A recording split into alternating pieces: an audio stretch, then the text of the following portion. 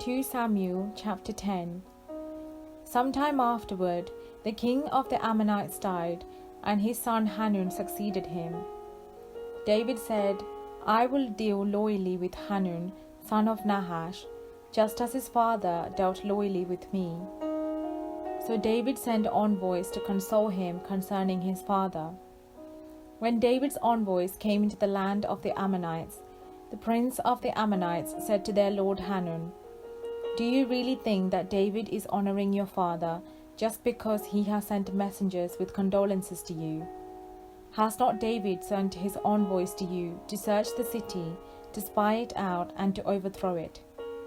So Hanun seized David's envoys, shaved off half the beard of each, cut off their garments in the middle at their hips, and sent them away. When David was told, he sent to meet them, for the men were greatly ashamed. The king said, Remain at Jericho until your beards have grown, and then return. When the Ammonites saw that they had become odious to David, the Ammonites sent and hired the Arameans of Beth-rehob and the Arameans of Soba, 20,000 foot soldiers, as well as the king of Makkah, 1,000 men, and the men of Tob, 12,000 men. When David heard of it, he sent Joab and all the army with the warriors.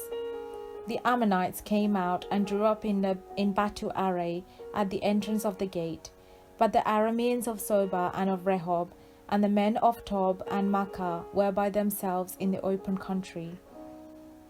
When Joab saw that the battle was set against him, both in front and in the rear, he chose some of the picked men of Israel and arrayed them against the Arameans. The rest of his men he put in the charge of his brother Abishai, and he arrayed them against the Ammonites. He said, If the Arameans are too strong for me, then you shall help me. But if the Ammonites are too strong for you, then I will come and help you. Be strong and let us be courageous, for the sake of our people and for the cities of our God, and may the Lord do what seems good to him. So Joab and the people who were with him moved forward into battle against the Arameans, and they fled before him. When the Ammonites saw that the Arameans fled, they likewise fled before Abishai, and entered the city. Then Joab returned from fighting against the Ammonites and came to Jerusalem. When the Arameans saw that they had been defeated by Israel, they gathered themselves together. Hadassah sent and brought out the Arameans who were beyond the Euphrates, and they came to Helam with Shobak, the commander of the army of Hadassah, at their head.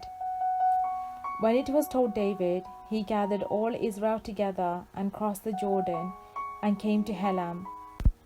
The Arameans arrayed themselves against David and fought with him. The Arameans fled before Israel, and David killed of the Arameans 700 chariot teams and 40,000 horsemen, and wounded Shobak, the commander of their army, so that he died there.